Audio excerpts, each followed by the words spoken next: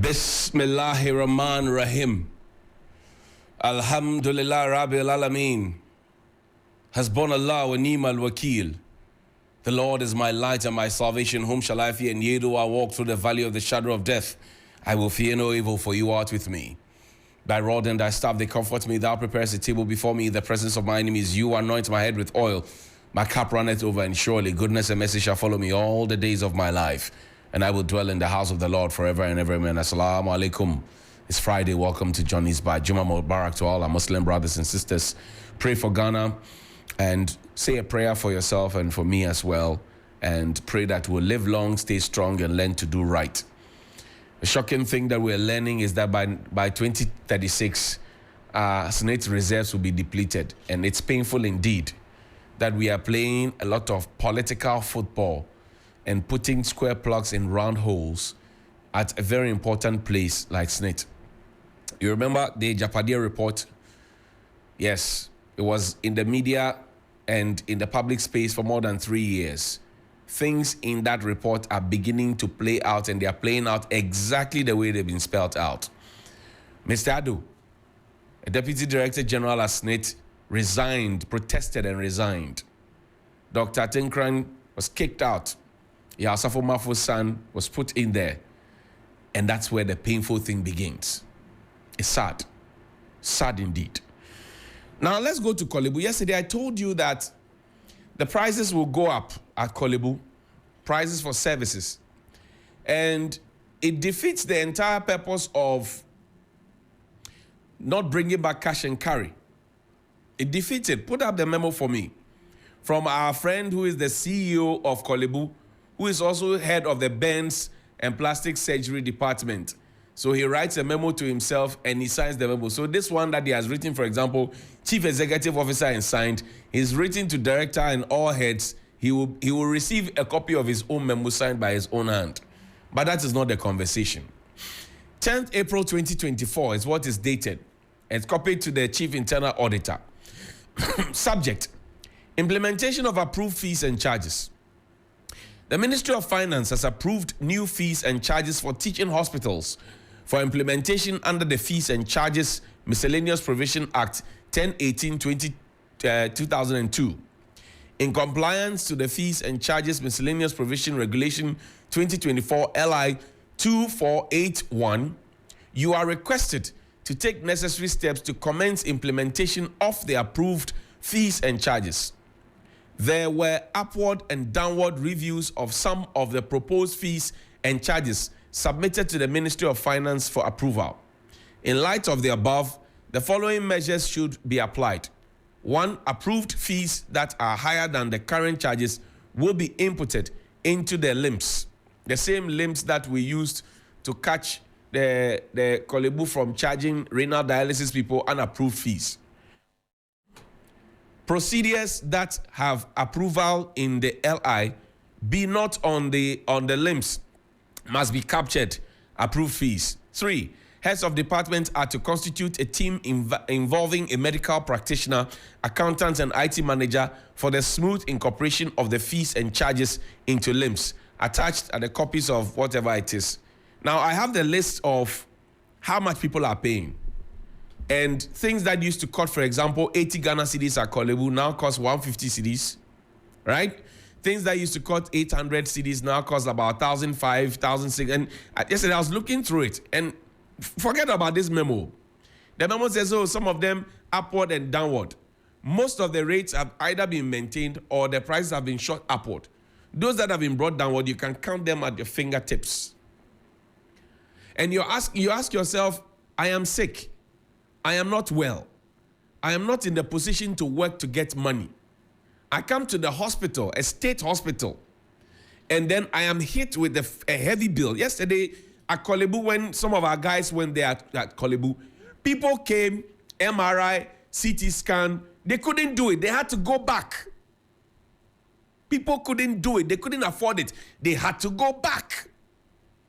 Already what is existing, people cannot pay. Now we are adding more insult to injury. and asking them to pay some more. So the question is, why are we so wicked? Why? Most of the people who have money, they don't go to the public hospitals. So when you see people walking into the public hospital, either they are coming in for a specialist because you find the best specialist there. Other people are coming there for specialists because you find the best specialist there. Or they are coming there because they cannot afford the private hospital. And this is a note to Parliament. This is a note to Korle Bu. This is a note to all the teaching hospitals. This is a note to...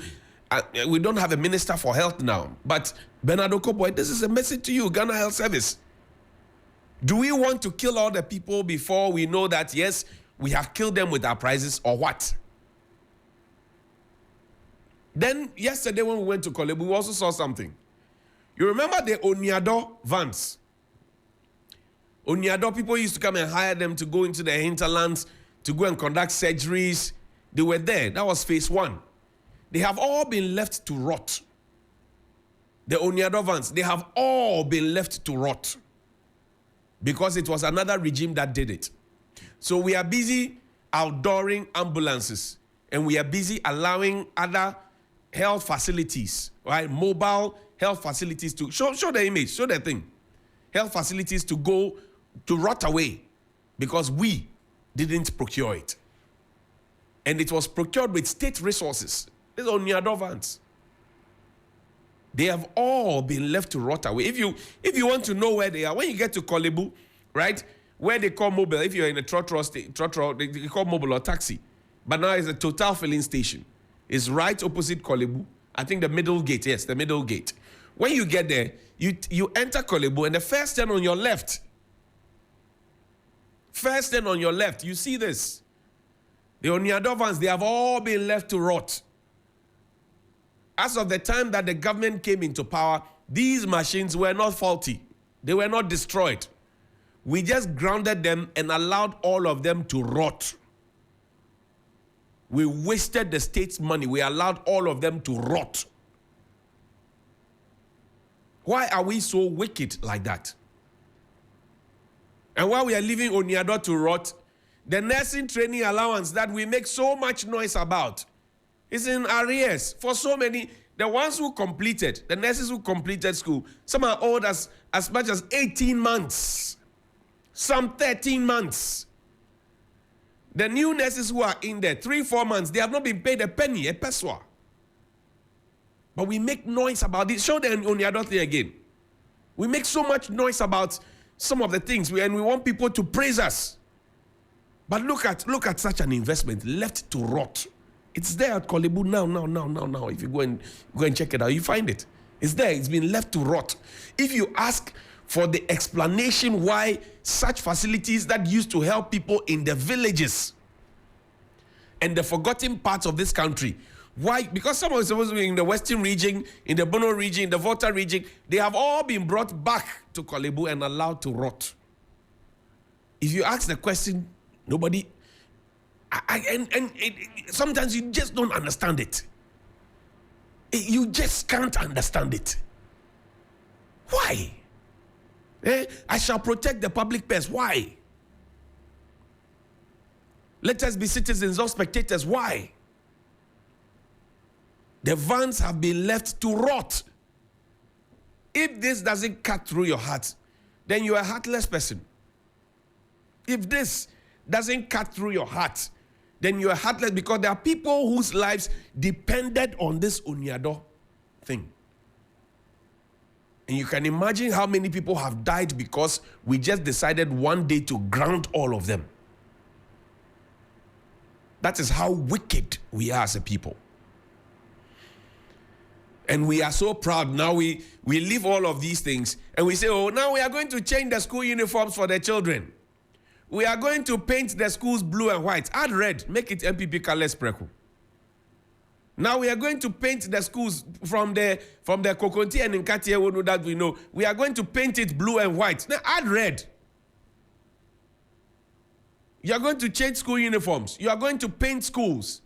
Provide common textbooks for students. You are not providing. Common textbooks. Dr. Yaweduchum. Common textbooks. From Napo to Dr. Yaweduchum. Common textbooks. You change the curriculum. Nobody forced you. Nobody held a gun to your head. You change the curriculum. Your children don't school in this country. You change the curriculum, provide common textbooks. You have not provided the textbooks. You are going to, so the schools under trees, I hope you also change their painting. The schools under trees, you change their painting too, right? The schools under trees, you also paint them blue and white, right? You buy paint and paint them blue and white like you sprayed schools under trees during COVID. What are we doing, really? And you see, it's the same mindset. Procurement, procurement, procurement. Let's go and procure school uniforms. Let's go and procure paint. Let's go and procure painters. Sourcing. Let them come and change the color. Procurement. Let's call it. It's money. Let's chop. There's money there. Let's chop. It's money. Have we ever thought about those who sell these materials, these kokonte and nkatewunu materials, who have made a projection for the year, maybe 2 years ahead, and bought those materials and stocked them? What are they going to do with those materials?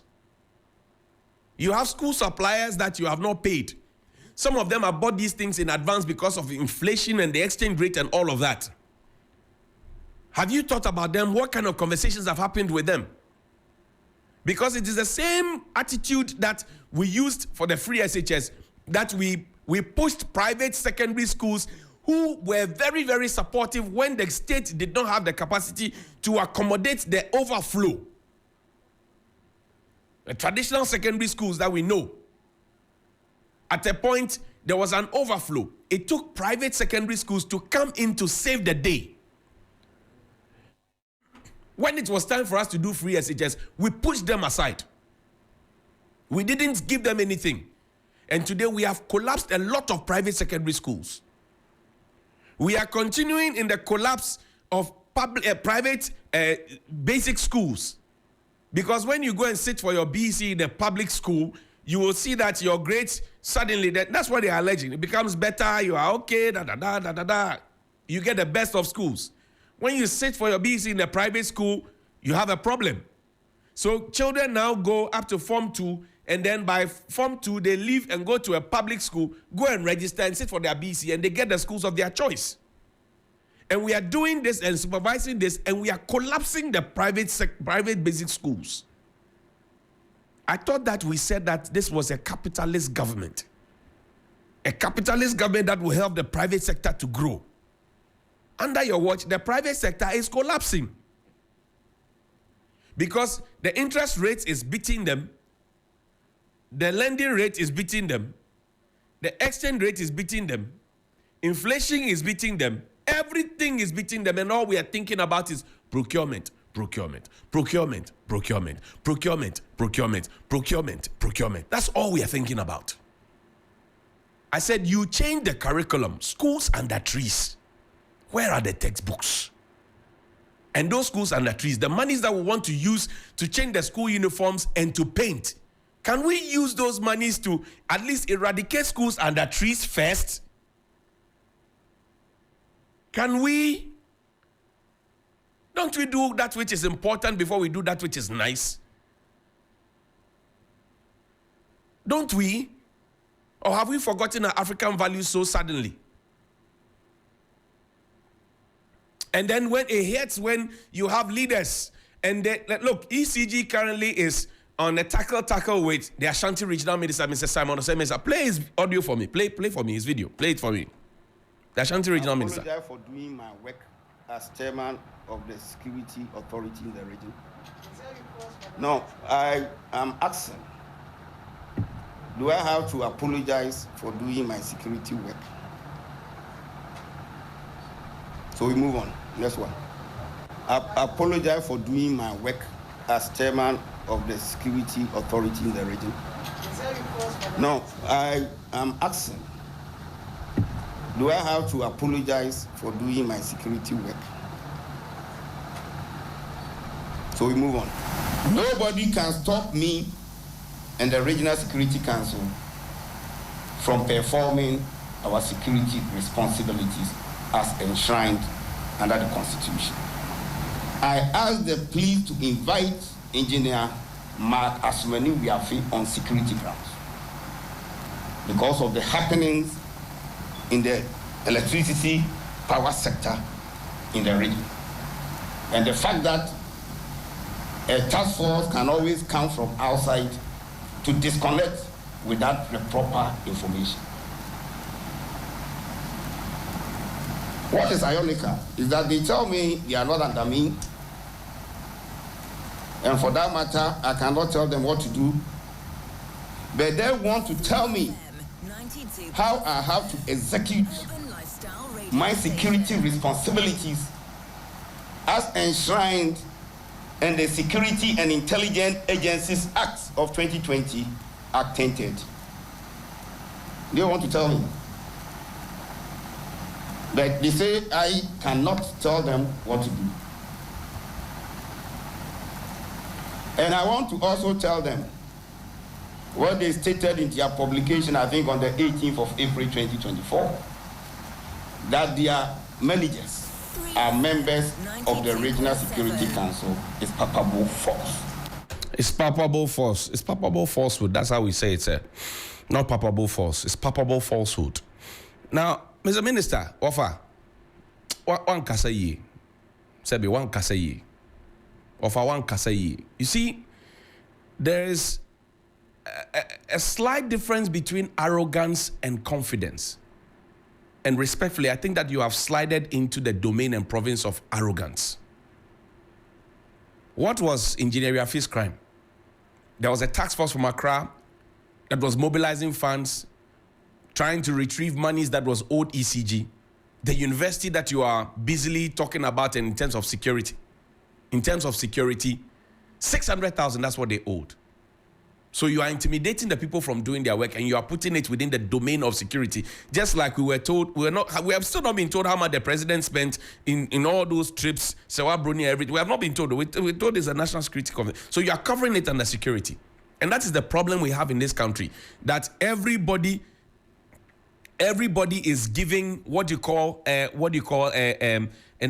national security, district security, regional security, blah, blah, blah, and we shroud it under security when people have no knowledge about security.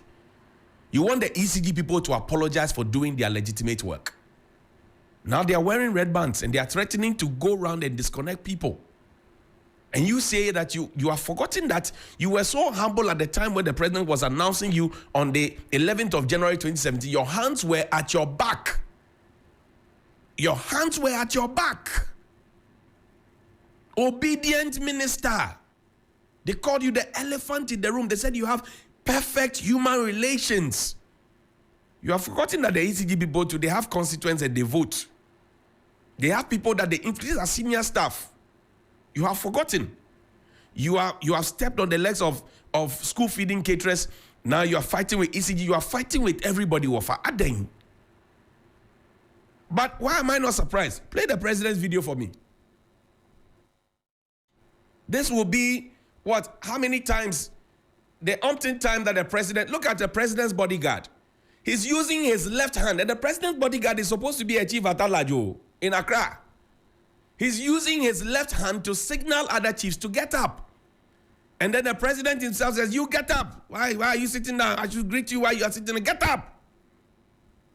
You remember the national anthem issue where the president asked the chiefs to get up, sent Henry Quarty to go and tell the chiefs to get up. A few weeks later, his daughter was standing next to him, receiving a phone call while the national anthem was on, and he closed his eye. He didn't see. If it's his family and friends, he sees no wrong. If I were in that community, I would move for my chief to be destood. Is it by force to greet? So this is where the Ashanti regional minister may be learning his arrogance from. This is where the Ashanti regional minister may be learning his arrogance from. That the sense of entitlement. They've forgotten this was the same humble Nanado Munso Minshao, Mabomu Baku Mbie, Mabomu Mienu Mbie. This is the same gentleman And I showed you the video of Simon Osemens, and then when he was being nominated, he had his hand behind him in an obsequious manner, very respectful, reverently. So what changed? And you see, come back to Simon Osemens. I just put this photo and freeze it. I think the interest is just about elections, because Mr. Simon Osemens, the people you spoke to, who you told that you not let anybody come and misbehave in your region because it is an election year, those same people, they talk to some of us. That means more beyond the misbehavior because election they see a winning breaking the eighth. The same people you spoke with, they speak with some of us. How do you intimidate somebody who is doing a legitimate job? Take me back to Who Said Chia. Play that video for me. Who Said Chia? Play it for me. He was sacked. And he apologized and was reinstated. Play the video for me. What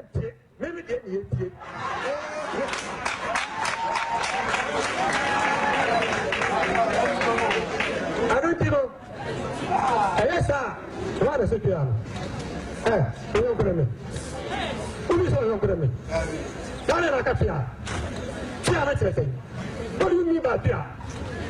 What do you mean by fear? I'm a citizen. When you see somewhere and behave like you are talking to your co-equal, am I your co-equal?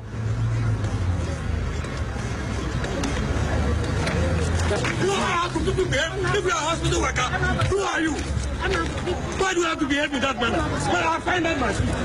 I'm not talking to you. I'm not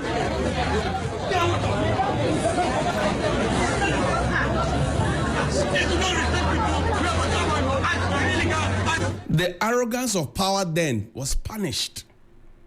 The arrogance of power now has never been punished. If we're in any serious country that is minded of teaching the younger generation on how to treat other human beings and how to behave properly in public, I tell you, Mr. Simon Osemens and the many others who have shown a similar character would not be at post. But you see, the president himself does it, and he does it in public. Because the president has a protocol team. The president has a national security. The president has a state protocol who go ahead. That's why there's an advanced team who go ahead to go and say, president is coming. Please get up. You meet him, you greet him. Then president is also told that, oh, as for this chief, he doesn't get up. You have to sit down. This one, blah, blah, blah. Where was the state protocol? Who are the managers of the president? Who are the managers of the regional minister? What is going on? What really is going on? Now play the ECG video for me, then we end on that one. Play the ECG video for me, then we end on that one. Man shouldn't try. If you try ECG... Angered by the arrest, the junior and senior staff union of the electricity company demanded an apology from the regional minister. They described the arrest as a strategy to bully ECG officials and force them to do the bidding of political heads at the expense of the company's interest. This is a sort of intimidation, and we think that the action that was taken by the regional minister was unnecessary. He said he has instructed the general manager to take instructions from him before he embarked on any disconnection exercise. We want to make it clear to him that we don't take instructions from him. To press home their demand for an apology from the minister, all ECG offices in the Ashanti region were hoisted with red flags. The union has asked their 4 regional managers to stop attending any meeting called by the Regional Security Council until the minister apologizes. Until they pay the money, we will go for the money. Either they pay or we disconnect them. And that one, nobody can negotiate with us. The Ashanti Regional TUC chairman, Daniel Akwa, indicated that not even the regional minister will be spared from any disconnection exercise if he fails to pay his bills. Let the minister know that if anybody owes us, we need to take our money. Even if he owes us in his private house, we'll go there. If you owe a person, we'll disconnect him. Then the police must come and arrest all of us. If you arrest any regional boss, all of us will be at the prison yard. So they should expand the prison yard. All of us are coming. The ECG staff are not backing down with their protest until the minister accedes to their demand and apologizes for his action. We'll end it here. 055-924-2717 and 055-691-0